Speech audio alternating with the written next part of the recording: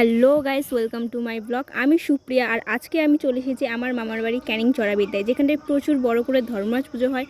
অনেকেই এই পুজোটার ব্যাপারে জেনে থাকবে।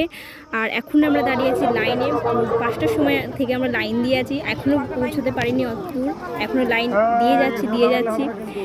আর কখন পৌঁছাবো সেটাও আমরা জানি না, দেখা যাক কখন পৌঁছাই। আমরা তো করছি। আর এইটা হচ্ছে আমার দিদি, যাকে দেখতে খুবই খারাপ হলেও সে আমার দিদি হয়, কিছু করার নেই। আমার মা, সকলেই আছে এখানটায়। প্রচুর লোকজনের, প্রচুর লোক, দেখতেই পাচ্ছ। আর এত ভিড়ের মধ্যে যা রোদ পড়েছে, প্রচণ্ড কষ্ট হচ্ছিল, কিন্তু কিছু করার নেই, যেতেই হবে পুজো দিতে।